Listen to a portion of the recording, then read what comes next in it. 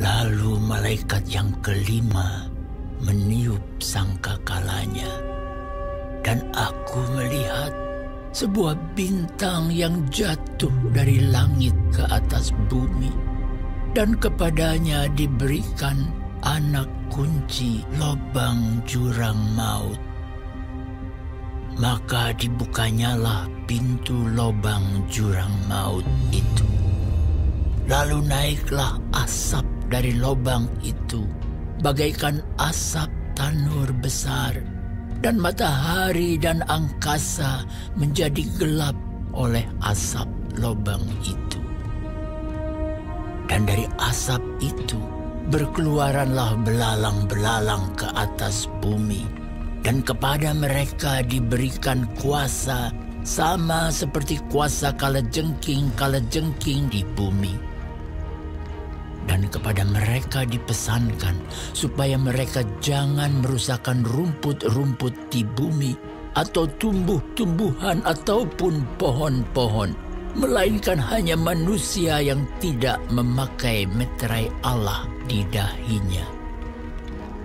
Dan mereka diperkenankan bukan untuk membunuh manusia, melainkan hanya untuk menyiksa mereka 5 bulan lamanya.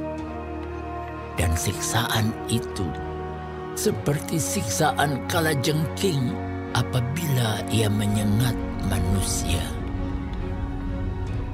Dan pada masa itu, orang-orang akan mencari maut, tetapi mereka tidak akan menemukannya. Dan mereka akan ingin mati, tetapi maut lari dari mereka. Dan rupa belalang-belalang itu sama seperti kuda yang disiapkan untuk peperangan. Dan di atas kepala mereka ada sesuatu yang menyerupai mahkota emas.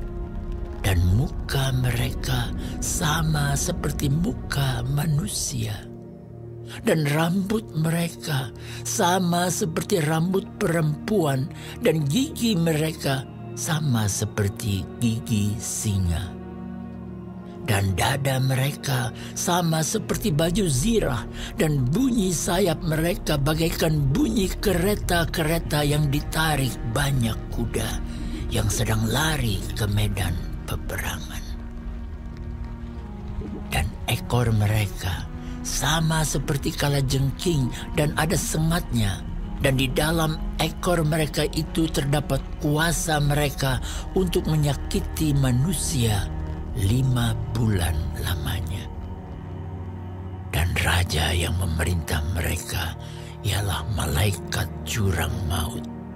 Namanya dalam bahasa Ibrani ialah Abaddon, dan dalam bahasa Yunani ialah Apollyon. Celaka yang pertama sudah lewat. Sekarang akan menyusul 2 celaka lagi.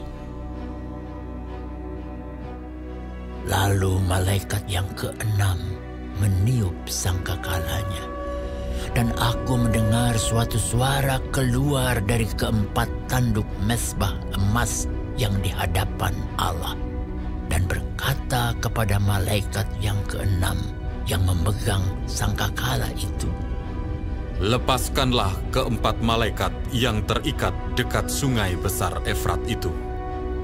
Maka dilepaskanlah ke-4 malaikat yang telah disiapkan bagi jam dan hari, bulan dan tahun, untuk membunuh 1/3 dari umat manusia. Dan jumlah tentara itu ialah 20.000 laksa pasukan berkuda. Aku mendengar jumlah mereka. Maka demikianlah aku melihat dalam penglihatan ini kuda-kuda dan orang-orang yang menungganginya. Mereka memakai baju zirah, merah api dan biru, dan kuning belerang warnanya. Kepala kuda-kuda itu sama seperti kepala singa, dan dari mulutnya keluar api dan asap dan belerang. Oleh ketiga malapetaka ini dibunuh sepertiga dari umat manusia, yaitu oleh api dan asap dan belerang yang keluar dari mulutnya. Sebab kuasa kuda-kuda itu terdapat di dalam mulutnya dan di dalam ekornya. Sebab ekornya sama seperti ular. Mereka berkepala, dan dengan kepala mereka itu mereka mendatangkan kerusakan.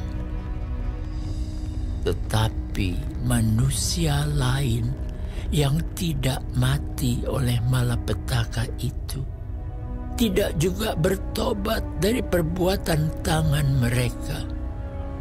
Mereka tidak berhenti menyembah roh-roh jahat dan berhala-berhala dari emas dan perak, dari tembaga, batu dan kayu yang tidak dapat melihat atau mendengar atau berjalan. Dan mereka tidak bertobat daripada pembunuhan, sihir, percabulan, dan pencurian.